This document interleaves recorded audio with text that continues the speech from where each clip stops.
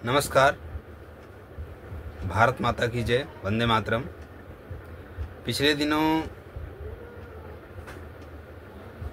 पहलगाम में आतंकवादी हमला होने के कारण भारत और पाकिस्तान के बीच युद्ध की लकीर खिंच गई थी। युद्ध होने की स्थिति हुई और हुआ भी। वैसे भारत ने स्पष्ट किया था कि हम सिर्फ आतंकवादियों पर यह हमला कर रहे हैं, उनके शिविरों को नष्ट करेंगे, क्योंकि वे सब ऐसे हैं जो हमारे भारत की सीमा के अंदर घुसते हैं और हमारे लोगों को नुकसान पहुंचाते हैं। हमारे लोगों को बिना किसी गलती के, बेगुनाहों का निर्ममता से हत्या करते हैं। परंतु पाकिस्तान है कि मानता नहीं, सच को भी नहीं मानता।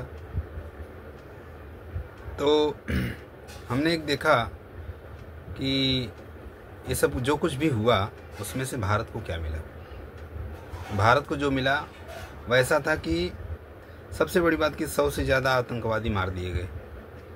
पीओके और पाकिस्तान में आतंकी जो ठिकाने थे उनको बर्बाद किया गया, नुकसान पहुंचाया गया। पाकिस्तान के 12 हवाई अड्डे, उनको भी नुकसान पहुंचाया गया। पाकिस्तान का जो डिफेंस सिस्टम था उसको भी नष्ट कर दिया गया। चीन निर्मित HQ-9 डिफेंस सिस्टम की पोल खोल दी गई। चीन के JF-17 फाइटर की हवा निकाल दी गई। चीन की मिसाइलों की पोल खोल दी गई। तुर्की के ड्रोनों की पोल खुली। पूरे दुनिया में जहाँ भी जाता था तुर्की का ड्रोन क्या तकनीकी है, हमने उसकी भी पोल खोल दी। राजधानी इस्लामाबाद समेत पाकिस्तान के हर शहर तक मिसाइलें और ड्रोन ठोके। लोगों का यह भ्रम भी दूर कर दिया कि चीन भारत के विरुद्ध युद्ध करेगा। सिंधु जल समझौता रद्द कर दिया गया। S-400 जो कि भारत के लिए सुदर्शन बना हुआ था, जिसे रसिया ने हमें दिया था, आज उसकी भी एक आकांक्षा पूरी हुई। उसने भी देख लिया कि यह रक्षा प्रणाली कैसा काम करती युद्ध के मैदान में। उसने भी दुनिया को बता दिया कि हाँ, हम प्रभावी हैं, हम कर सकते हैं। साथ ही साथ स्वदेशी आकाश मिसाइल की उपयोगिता साबित हो गई। राफेल और Su-30 का दम भी दुनिया को दिख गया। ब्रह्मोस सहित भारत की अन्य मिसाइलों की ताकत साबित हुई और पाकिस्तान को आर्थिक रूप से भी कमज़ोर किया गया और ज़रूरी था। भारतीय रक्षा प्रणालियों और हथियारों की दुनिया भर में भारी मांग पैदा कर दी गई। देश विरोधियों की पहचान भी हो गई, जो पाकिस्तान के सुर में सुर मिलाकर यहाँ बड़े अच्छे अच्छे गीत गाते थे, उनकी भी पहचान कर ली गई।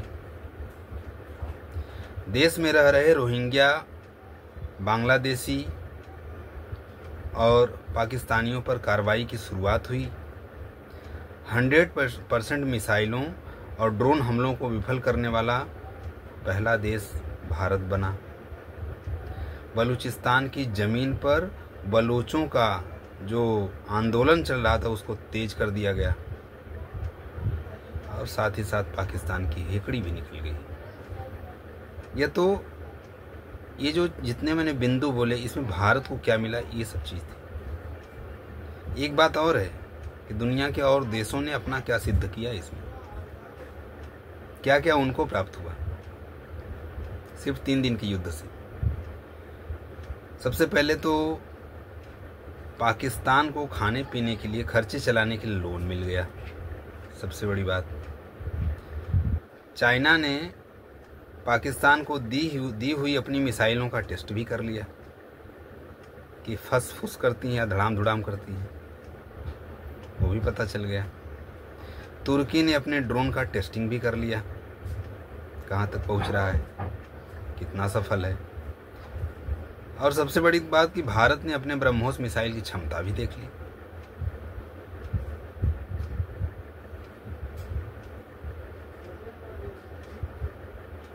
फ्रांस के राफेल का टेस्टिंग हुआ। 100 से अधिक जो आतंकवादी मारे गए उनको क्या मिला, उनको 72 हुरें मिल गई। बांग्लादेश को भी ये समझ आ गया कि ओ अब मेरे पड़ोसी जो भारत है उसके साथ कैसे रहना है, कैसे बर्ताव करना है। और जो दुनिया का दादा बनने के लिए उतावले रहते हैं, उत्सुक रहते हैं, सरपंच बनने का हमेशा शौक पालते रहते हैं, डोनाल्ड ट्रंप जी, उनकी भी भूख मिट गई। प्रधानमंत्री मोदी जी 8 बजे संबोधन करने वाले ही थे कि उससे पहले ही उठ खड़े हुए, ट्वीट कर दिया। सबसे बड़ी बात कि अपने देश में मोदी जी और भाजपा के जो विरोधी हैं, जो टेटे कर रहे थे कि मोदी तो कायर है, कुछ कर नहीं रहा, बीजेपी कुछ कर नहीं रहे, सरकार कुछ कर नहीं रही, उनसे भी छुटकारा मिल गया। और एक बात और ज़रूरी हो गई कि सबसे अहम बात हो गई कि जो आम जनता इस मुगालते में थी कि युद्ध होगा तो क्या होगा, इसका भी डर निकल गया। भारत की ताकत पर आम जनता का विश्वास बढ़ गया।